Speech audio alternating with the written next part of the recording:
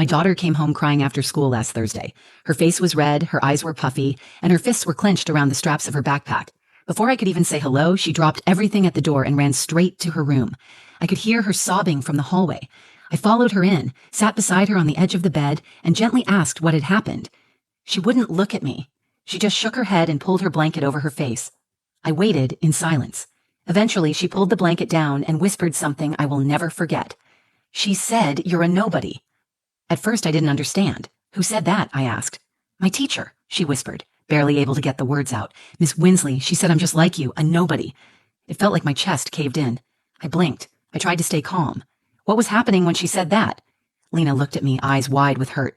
I messed up my lines during the history project. I got nervous and forgot what to say. Everyone was looking at me, and she just shook her head and said it under her breath, but loud enough for people to hear. I sat there in silence for a second, like my brain needed time to catch up to the words. Lena is only 9. She still leaves her stuffed animals lined up on her pillow every morning. She still calls me Mama when she's tired.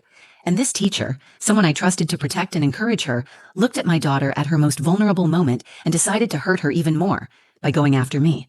She said, "You're just like your mother, a nobody." My daughter had to stand there in front of her classmates hearing that. I could see how ashamed she felt, as if the insult had some truth to it, as if being like me was something to be embarrassed about. I held her. I told her that what her teacher said was wrong and cruel and that being like me wasn't a flaw. It was something to be proud of. But I could feel it. Deep down, she had already started to believe the lie. I didn't cry. I didn't yell. I didn't even pick up the phone. I waited until she fell asleep in my arms. Then I got to work. I'm not the kind of person who makes scenes or raises my voice, but I don't let people hurt my daughter. I don't let people define her worth, or mine, with a careless sentence. The next morning, I walked into that school. I asked to speak with the principal, and Miss Winsley was there too. I didn't argue. I didn't plead. I stayed quiet while they gave their rehearsed explanations and polite little smiles. Then I reached into my bag, pulled out a folder, and slid it across the table. "This is from my lawyer. Page 3 is the recording. Page 5 is your termination." Their faces changed instantly, and in that moment, I realized something. I might be invisible to them. I might be just a name on a contact form, or the woman who shows up at parent night with no husband at her side. But to my daughter, I am not a nobody. I'm the reason she sleeps peacefully at night. I'm the one she looks for first when she's scared. And I'm the woman who will burn the whole system down if it ever makes her feel small again. You don't call me a nobody. Not in front of my daughter. Not ever. My name is Amira Callan. I'm 34 years old, and for the past 7 years, it's just been me and my daughter, Lena. We live in a small 2-bedroom apartment in Portland. It's not fancy, but it's full of love. There's a worn-out couch we refuse to replace, covered in mismatched pillows Lena picked out herself. Our fridge is covered in hand-drawn notes and spelling tests, and the grocery list we always forget to update. Her room is a museum of crayon art and construction paper stars. Mine is quiet, mostly books and the smell of peppermint tea. I work from home as a legal researcher for a nonprofit. It doesn't pay much, but it gives me the one thing I've always fought hardest to have: time with my daughter. After my divorce, I promised myself I wouldn't let her grow up feeling like an afterthought. Her dad, Jace, moved to Seattle a year after we split. He calls on holidays and sometimes remembers birthdays. I've never said anything bad about him in front of her, but she's smart. She notices when someone disappears. Lena is the light of my life. She's 9 years old, funny, sharp, endlessly curious. She can't stand injustice. She gets that from me. She loves reading, especially stories with brave girls who stand up for themselves. When she was 5, she told me she wanted to be both a veterinarian and a poet, and I told her she could be both, and 100 other things too. She goes to Willard Elementary, a public school about 15 minutes from where we live. It's the kind of place where some teachers genuinely care, and others are just waiting out their time. I always hoped Lena would land in the right hands. She was excited for this year's Living History event. Each student was supposed to pick a historical figure and give a short presentation to the class. Lena chose Maya Angelou. We spent 2 weekends working on her costume. She wore a simple black dress and glasses and carried a notebook with quotes she had memorized. She practiced her lines every night before bed. I may be changed by what happens to me, but I refuse to be reduced by it. She repeated that one the most. She said it made her feel strong. The morning of the event, she was bouncing around the kitchen, too nervous to eat her cereal. I helped her pin her hair up and reminded her to speak slowly, make eye contact, and breathe. Right before she left, she looked at me and said, "Do you think Maya Angelou would have liked me?" I knelt down, fixed the collar of her dress, and said, "She would have seen herself in you." Lena beamed. She hugged me tight, then ran down the stairs with her backpack swinging behind her. I watched from the window until she turned the corner. The house was quiet after that. I made coffee, opened my laptop, and tried to focus on a contract analysis I was behind on. But I kept glancing at the clock. I imagined her standing in front of the class, nervously gripping her notes, remembering every line she had practiced. Around 3 o'clock, I was wrapping up a call when I heard the front door open with a crash. I turned and saw her, standing in the doorway, eyes red, lips trembling. She didn't say a word. She dropped her backpack, walked straight to her room, and slammed the door. I froze. That wasn't like her. She's emotional, sure, but she always talks to me. Always. I walked to her room, knocked gently, and opened the door. She was curled up on her bed, shoulders shaking, muffled sobs escaping from under her pillow. That's where the story truly begins. Not with what I did next, but with how I held her, how I listened, how I asked, again and again, what had happened until she finally told me. It was her teacher, Miss Winsley. She said those words to my daughter, in front of her peers. Words meant to cut, to humiliate, to silence. In that moment, something shifted in me. I didn't know exactly what I was going to do yet, but I knew this. I would not let that moment define Lena, and I would not let that woman walk away from it unchanged. This wasn't just about a teacher's cruel comment. It was about what it means when adults forget the power they have over a child's spirit.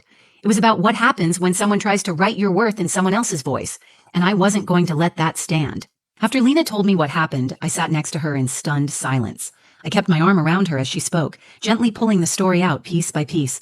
She told me about the classroom, how excited she had been at first, how nervous she felt standing in front of everyone. She had rehearsed her lines so many times she could recite them backward, but when it was finally her turn, something inside her froze. Her throat tightened, and her mind blanked. She tried to push through it. She looked at her teacher for reassurance. Instead, she saw the expression that would haunt her later that night, disappointment laced with disgust. According to Lena, Ms. Winsley sighed, shook her head, and said, clear enough for others to hear, "You're just like your mother, a nobody." The word nobody settled in my chest like a stone. It wasn't just the insult. It was who she said it to and how. My daughter had been humiliated while standing alone in front of her peers, and not by another student, by the adult in the room, the one who was supposed to encourage her, support her, protect her. I asked Lena what happened next. She said a few kids snickered. One girl tried to mouth, "Are you okay?" But she didn't respond. She finished her lines in a shaky voice, sat down, and stayed quiet for the rest of the day. She didn't tell anyone. She was embarrassed. That hurt the most, that a 9-year-old would carry that kind of shame, not even knowing what to do with it, just assuming that maybe the teacher was right. Maybe she was like her mother. Maybe that was a bad thing. I tucked her into bed early that night. I let her sleep in my room, something she hadn't done in over a year. She clutched her stuffed turtle and asked if she had messed everything up. I told her the truth. She had done nothing wrong, and the only one who should feel ashamed was her teacher. After she fell asleep, I sat on the edge of the bed for a long time. I wanted to scream. I wanted to storm into the school and demand answers. But I knew that anger wouldn't fix this. Rage wouldn't protect her. I needed to do this the right way, the lasting way. So I got up, grabbed my laptop, and started working. I pulled up Willard Elementary's website. I found their code of conduct, their staff directory, their teacher evaluation forms. I took notes. I looked up the Oregon State Education Board's policy on teacher misconduct and verbal abuse. I reviewed recent cases and complaints in public school systems. I knew how to do this. I had worked in legal research for nearly a decade. If anyone could build a case, it was me. But I didn't want revenge. I wanted accountability. The more I read, the more disgusted I felt. I found that Ms. Winsley had been teaching for over 15 years, had glowing performance reviews, and was often praised for her discipline and structure. But none of those reviews came from parents. None were based on how she treated children who struggled or froze or didn't fit the mold. I decided to reach out to another parent, Rosa Mercado. Her son, Julian, was in Lena's class. I asked her if he had said anything about the event. She hesitated, then admitted Julian had mentioned something weird about what the teacher said to Lena. Rosa let me talk to Julian on speakerphone. He repeated it nearly word for word. "You're just like your mother, a nobody." My hands were shaking by the time I hung up. This wasn't just my daughter's story anymore. There was a witness, an actual account. I asked Rosa for permission to document the conversation and told her exactly what I planned to do. She agreed. She told me her son had felt uncomfortable around that teacher for a while. I opened a folder on my desktop titled Lena School Matter. I saved everything. Screenshots, statements, district policy documents. I contacted a friend of mine, Tara, who worked at a small legal firm downtown. She offered to help me draft a formal complaint and include a legal letter to the school. That night, I printed it all. I read every line twice. I kept thinking about how Lena's eyes looked when she said those words, how her voice cracked. I wasn't going to let that be her first real memory of standing up in front of people. The next morning, I woke up before the sun. I laid out my clothes, brushed Lena's hair, and kissed her forehead. I told her I loved her and that I believed in her more than anything in the world. Then I packed my bag with one simple folder and walked out the door. The school building looked ordinary that morning. Children filed in with oversized backpacks and sleepy faces. Parents chatted in clusters by the entrance, and staff members greeted each other like it was just another Tuesday. But for me, that walk through the front doors was deliberate. Every step I took was controlled, every breath steady. I wasn't going to yell. I wasn't going to break down. I had something better than outrage. I had evidence, truth, and my daughter's dignity to protect. When I walked Lena to her classroom, I knelt beside her and smoothed out the wrinkle in her sleeve. She didn't smile like she usually did. Her eyes still held that weight from the day before. I kissed the top of her head and whispered, "Today's going to be a good day, I promise." She nodded slowly and walked into the room without a word. I turned and headed straight to the office. The secretary, a woman named June, who had always been polite in a distant kind of way, looked up from her computer. "Can I help you?" "I'd like to speak with Principal Edmonds. I have something that needs to be addressed immediately." She blinked, then nodded and picked up the phone. Within minutes, I was sitting in the small conference room just off the main hallway. The walls were lined with student art projects and photos of past field days. It felt like any other schoolroom, but the folder in my hands gave the space a new weight. Principal Edmonds walked in first. He was in his early 50s, a calm-faced man who always spoke like he was trying not to scare anyone. I stood and shook his hand.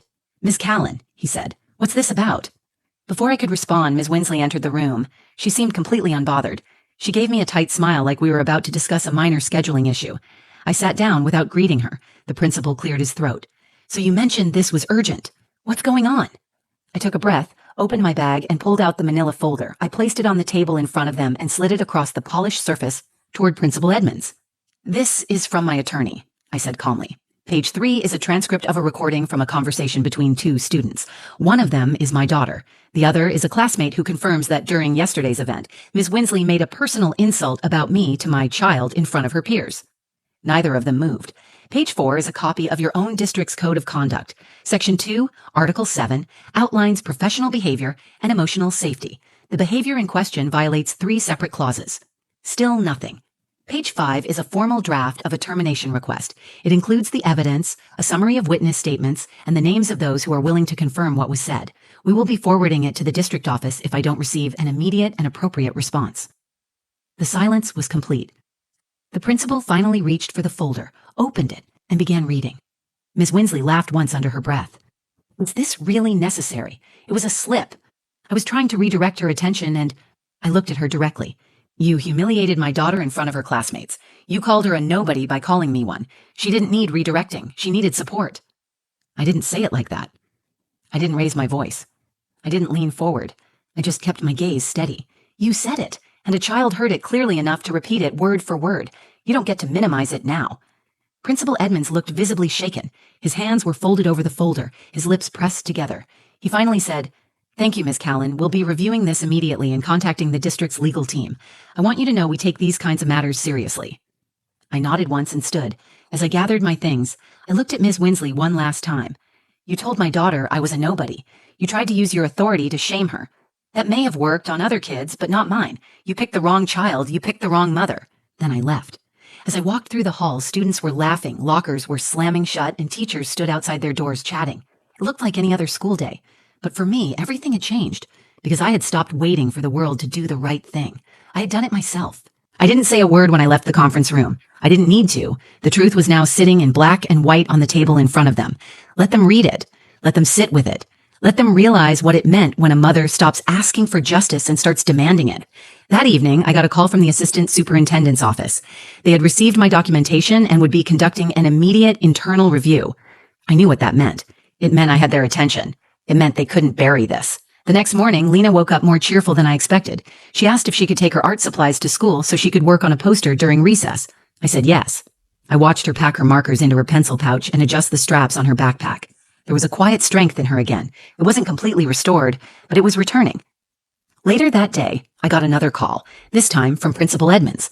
His voice was less polished than usual. There was hesitation in every word. "Ms. Callan," he said, "I wanted to inform you that Ms. Winsley has been placed on administrative leave pending the investigation. She will not return to the classroom during this process." I let the silence hang for a moment before I answered. "Thank you for letting me know." He began to offer an explanation, but I stopped him. "Mr. Edmonds, I'm not interested in excuses. I'm interested in outcomes. If you want to rebuild trust with families, you can start by holding people accountable." He paused, then simply said, "Understood." By the end of the week, a substitute teacher had taken over Lena's class.